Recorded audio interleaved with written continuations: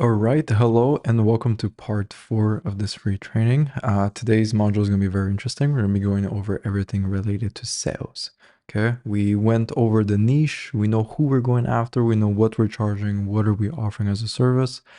We're now able to book calls consistently. It will take time. You'll have to practice, but over time, you will have a mechanism where you're constantly able to book calls. And now we're going to be going over the sales aspect. Okay, I think that's something that many people overlook. They think it's going to be easy. You just put a couple of PowerPoints and then you present, and then people are going to start paying you on the call. It's a lot more complicated. I think you really have to focus on this. And this is one part where I feel like it's extremely hard to teach someone how to become good at sales through videos. Okay, I will give you my best. I'll give you my advice. I'll tell you guys how I structure my calls, how I do it. But I'm telling you, until you actually work with someone and have that person specifically tell, okay, based off your personality type, this is how you should be closing. Okay, and actually reviewing your calls and doing it with you and practicing with someone who knows what they're talking about. More importantly, it's going to be very difficult to become good at it. Okay, it's a volume, you have to do it. So yeah, today and in today's training, we're going to be going over everything related to converting meetings. So without wasting any more time, let's get to the screen. So part 4, converting meetings into paying clients. In today's module, we'll be going over the key elements to a successful meeting, how I go about conducting my sales calls, on the onboarding process, as well as additional assets. So key elements to a successful meeting. Introduction. Start a meeting by introducing yourself and your company, briefly outlining the purpose of the meeting. Okay, this is extremely important. I like to start off my call with sort of just you can you can make some random comment and small talk. How's the weather? Where you're from and stuff like that. For me, I'm more so direct. So I'm like, hey, how's it going? It's going well. I'm like, just to be sure, did you find me through social media or did someone get in contact with you? Okay, like I kind of start a conversation. They're like, yeah, someone, okay, so you know exactly what we do. Did they explain to you more or less who I am, what we do, and everything? They're like, no, no, no. And then I get straight to the pitch. I don't like to spend 5 minutes just talking about random stuff. Everyone knows it's random stuff. There's no added value, no bonus. Like, there's no point of doing it. So might as well just skip it and save your time and save their time as well. One other thing I like to do in the introduction is set the tone for the call. Or framing the call. That's another way you can say it. So I like to tell people, I'm like, look, so obviously you know that we're here to help your business scale.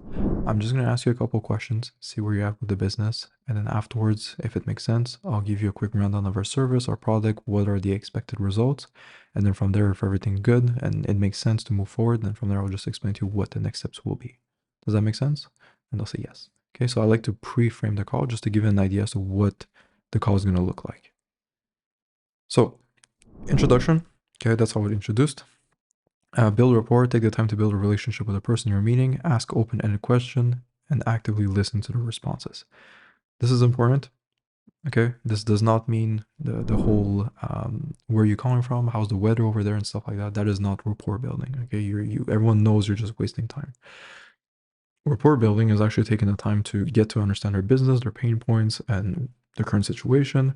So if someone tells you like, yeah, I've been doing, I've been running my agency for 5 years. Like I will make a comment on that. I'm like, wow, 5 years, that's a long time. I'm like, what got you into the space?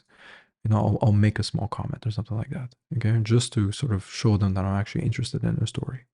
Okay, so this is extremely important. Building rapport. Presentation. Share information about your product or service clearly and concisely. Use case studies and examples to help illustrate your points. Okay, this is really obvious. I don't like PowerPoints where there's like 50 PowerPoints back to back. In school, when you're listening to the teacher, and then after 5 minutes of going through PowerPoints, you feel like falling asleep and you're not really listening anymore. That is the mistake most of you guys will make, or at least people who are starting out in sales will make when they're doing their sales calls. Okay, they're gonna rush through the questions. They're gonna make it like an interview, and once they're done, they're gonna go through their PowerPoint that they prepared. They spent weeks and weeks building, and then they're just gonna read off the PowerPoint and boom, boom, skip, skip, skip until you go through the whole thing. And obviously, people will not like that. It's not dynamic. You're not engaging with the client. So I like to use different types of presentations, which I'll show you today in the call. And from experience, it works a lot better than just your typical PowerPoint. Addressing objections. Be prepared to address any concerns, objections the person may have about your service. Closing the deal, clearly state the next steps and ask for the sale or a follow-up call. And then follow-ups, if you didn't close on your first call, follow up with the person and keep the conversation going.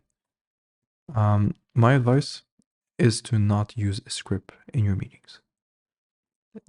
I don't like, you can use a framework, like, okay, the intro, like kind of what I said today. So the intro, you start off, you're gonna just break the ice, you're gonna set the tone for the call, and then you're gonna ask your questions and then present and then go over objections. So have a general idea as to like what the structure of the call will look like, but don't use a written script word for word.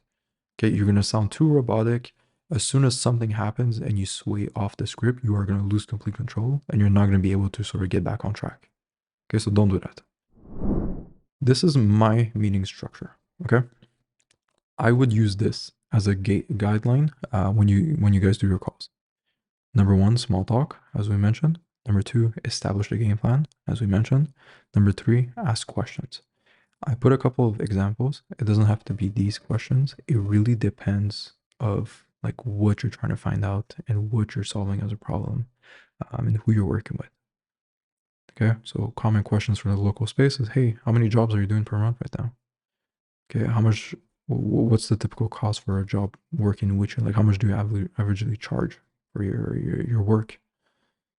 How many jobs would you like to have? What services are you looking to promote? Have you worked with an agency in the past? Okay, these are all questions you can use to afterwards use as ammunition when they give you objections or they ask you questions. Okay, so this is basically just gathering as much information as you can. All right, and once you're done with your line of questioning, you're like, okay, I think I have a pretty good understanding as to like what your current situation is and where you're trying to be.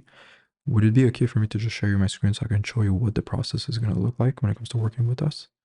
They're going to say yes, and then you move on to number 4, okay, which is the workflow. I'm going to show you guys, well, in module, I think it was the first part of training or second part, we went over how to build a workflow. So we're going to use that as our presentation instead. I found from experience, the workflow allows the prospect, the potential client, to see what is the journey going to look like.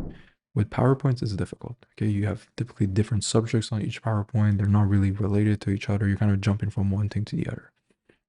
Whereas with a flowchart, especially if you label it as steps or the timeline, like month 1, month 2, month 3, it's very easy for them to understand in their heads what it's going to look like and how long it's going to take to sort of deliver on each of these promises that you're pitching to them. Okay, so that's why I prefer workflows. Number 5, details. Okay, so you can use that 4-step chart. So the one where you actually show them examples of the work. If you work with a client or if you make like a fake client on your Go High level just to show them what it's going to look like in action, that is the best thing you can do. Okay, that PowerPoint is like an example that I gave you guys, but as soon as you get your first client, I want you guys to switch it to Go High level and actually open like a client that you currently have and show them in action what it looks like, because that is going to be the best way for them to understand what the process is going to look like.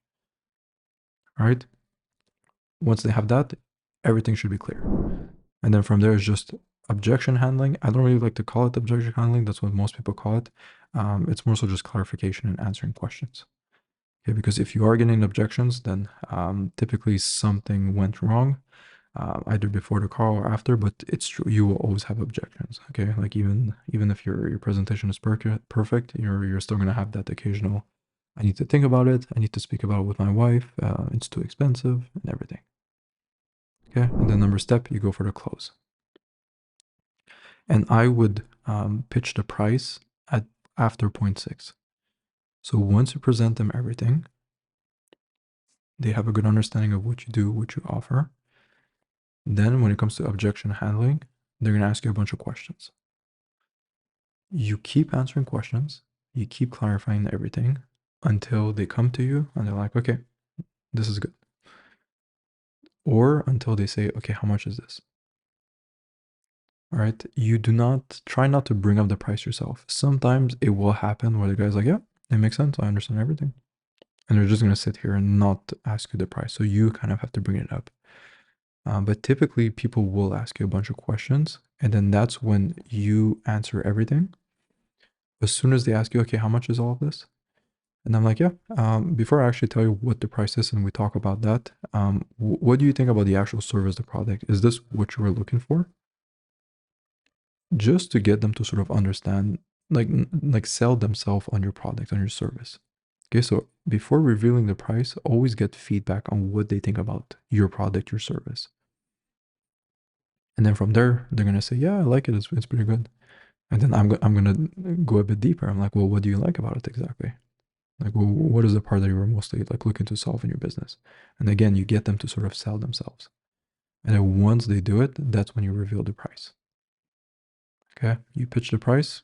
You're like, does that make sense? They say yes. And then from there, um, if there's no additional objection, if now they tell you like, oh yeah, okay, well, I gotta think about it and everything. And then you're like, well, what exactly do you need to think about it? You just mentioned to me that this is exactly what you're looking for and that it could solve your issues. Like, oh, well, it's kind of expensive. So from there, you can, play with the price, renegotiate, continue handling objections. It's really case by case. It depends. Okay, again, that's why it's difficult for me to teach someone on the call what to do because there's so many ways a call can go that you have to be able to adapt quickly. Okay, but the important thing is not to fold under pressure and just keep asking questions, keep clarifying, and keep trying to get them to sell themselves on your product. Okay, and if at the end it makes sense, then you go, which the next step, which is the close. Okay, the close is very simple. If everything is good, you tell the price, they're like, okay, it makes sense. What I typically do, well, what I say is I'm like, okay, so typically with all of my clients, I'll just collect the payment here. I'll kind of have you onboarded on the call just to save both of our time so we don't have to schedule a second call. Can I send you the link to the invoice? And then in the meantime, I'm going to prepare your onboarding. Yeah, something like that. Very simple. Just get them to pay and make it seem like everyone pays on the first call or everyone pays on the call that you're with them. Okay, and then once you have that, then from there you can it becomes a bit easier to get them to pay on the spot. Because some people are very interested, but if you do give them the time to think about it, they will think about it.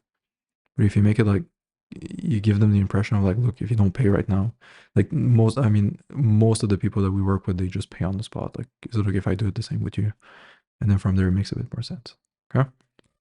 But again, this is a difficult thing for me to teach you guys how to close over video training and stuff like that. This is probably where I spend the most time with the people I work with, just getting them to understand how to sell and really giving them the frameworks, the common objections that I would hear and how I would use their personality type to help close.